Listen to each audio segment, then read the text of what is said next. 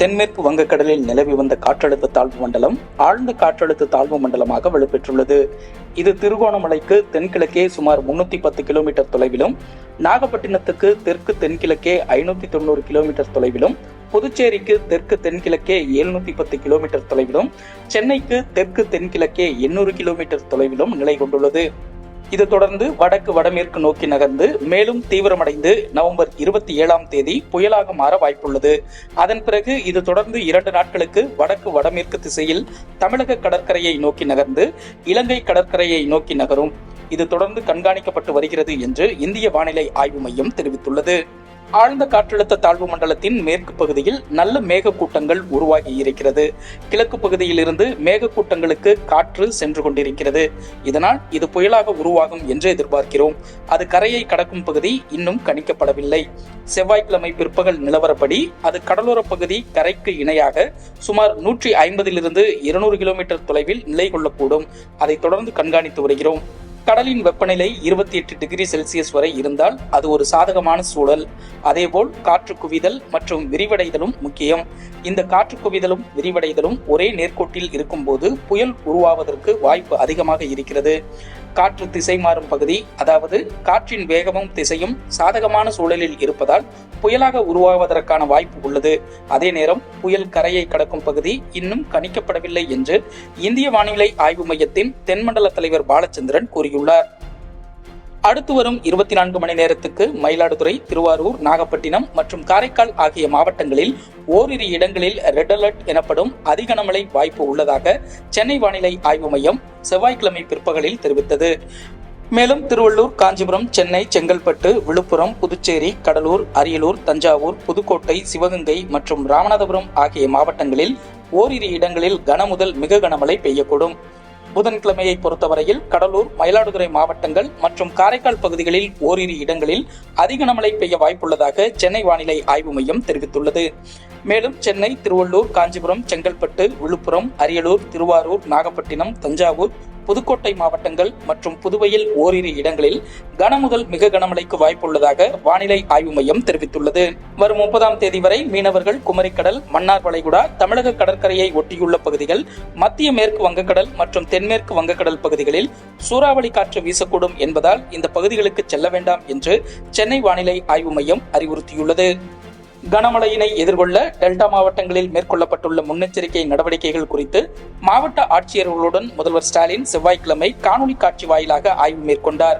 இந்த ஆய்வுக் கூட்டத்தில் தமிழக முதல்வர் நிவாரண முகாம்களை அனைத்து வசதிகளுடன் தயார் நிலையில் வைத்திருக்க வேண்டும் என்றும், கனமழையின் போது பொதுமக்களை தாழ்வான பகுதிகளில் இருந்து முன்கூட்டியே நிவாரண முகாம்களுக்கு அழைத்து வர வேண்டும் என்றும், வெள்ள நீர் தேங்கி பயிர்கள் சேதமடையாமல் இருக்க தேவையான நடவடிக்கைகளை எடுக்க வேண்டும் என்றும், மின்சார வசதி தடையின்றி கிடைத்திட தேவையான நடவடிக்கைகளை எடுக்க வேண்டும் என்று அலுவலர்களுக்கு உத்தரவிட்டார். இதனிடையே திருவாரூர், மயிலாடுதுறை, நாகப்பட்டினம், கடலூர் ஆகிய மாவட்டங்களுக்கு தலா ஒரு தேசிய பேரிடர் மீட்பு படை குழுவும் மாநில பேரிடர் மீட்பு படை குழுவும் விரைந்துள்ளனர். தஞ்சாவூர் மாவட்டத்துக்கு 2 தேசிய பேரிடர் மீட்பு படை குழுவும் விரைந்துள்ளது.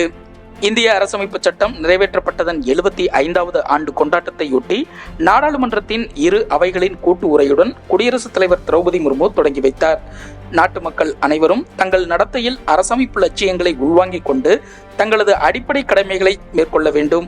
மேலும் 2047ஆம் ஆண்டுக்குள் வளர்ந்த இந்தியா என்ற தேசிய இலக்கை அடைய உழைக்க வேண்டும் என்று குடியரசுத் தலைவர் திரௌபதி முர்மு வலியுறுத்தியுள்ளார். ராமதாஸ் குறித்து பேசியதற்காக தமிழக முதல்வர் மு க ஸ்டாலினை கண்டித்து சிதம்பரம், விழுப்புரம், கரூர் உள்ளிட்ட பல்வேறு மாவட்டங்களில் பாமகவினர் செவ்வாய்க்கிழமை மறியல் மற்றும் ஆர்ப்பாட்டத்தில் ஈடுபட்டனர். பல மாவட்டங்களில் நூற்றுக்கணக்கானோரை போலீசார் கைது செய்தனர். சட்ட வல்லுநர்களுடன் ஆலோசித்து தவறு இருப்பின் உறுதியான நடவடிக்கை மேற்கொள்ளப்படும். மதத்தால், இனத்தால் மக்களை பிளவுபடுத்தும் சக்திகள் இந்த ஆட்சியில் தலை தூக்க முடியாது என ஐயம் சாரி ஐயப்பா பாடல் விவகாரத்தில் பாடகர் இசைவாணி மீதான நடவடிக்கை குறித்து அமைச்சர் சேகர்பாபு கருத்து தெரிவித்துள்ளார். மத்திய அரசு வாடகை கட்டிடத்துக்கு 18% GST வரி விதித்துள்ளது.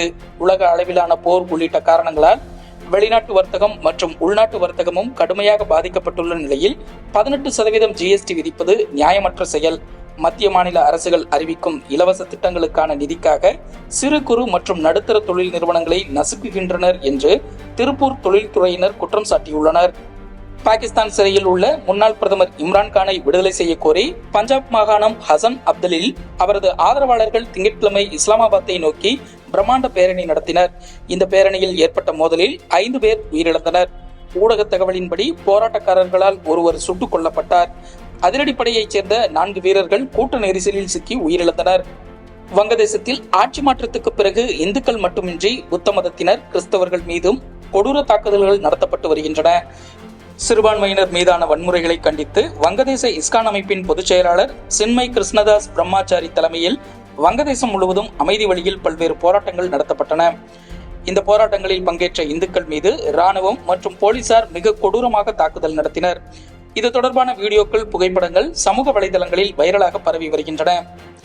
இந்த சூழலில் வங்கதேச தலைநகர் டாக்காவில் உள்ள சர்வதேச விமான நிலையத்தில் சின்மய் கிருஷ்ணதாஸ் பிரம்மாச்சாரி கைது செய்யப்பட்டார்.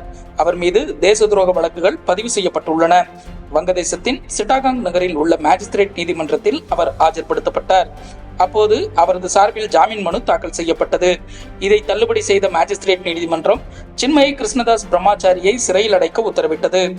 அவரை விடுதலை செய்ய கோரி சிட்டாகாங் மேஜிஸ்திரேட் நீதிமன்றம் முன்பு பெருந்திரளான இந்துக்கள் கொந்தளிப்புடன் திரண்டனர். அவர்கள் மீது போலீசார் தடியடி நடத்தினர். பின்னர் அவர்கள் கண்ணீர் புகை குண்டுகளை வீசி துப்பாக்கிச் சூடு நடத்தினர். இதில் பலர் காயமடைந்தனர். சின்மய் கிருஷ்ணதாஸை விடுதலை செய்ய கோரி வங்கதேசம் முழுவதும் போராட்டங்கள் நடைபெற்று வருகின்றன. இந்நிலையில் வங்கதேசத்தில் இந்துக்களின் பாதுகாப்பை உறுதி செய்ய வேண்டும் என்று அந்த நாட்டு அரசிடம் மத்திய அரசு வலியுறுத்தியுள்ளது.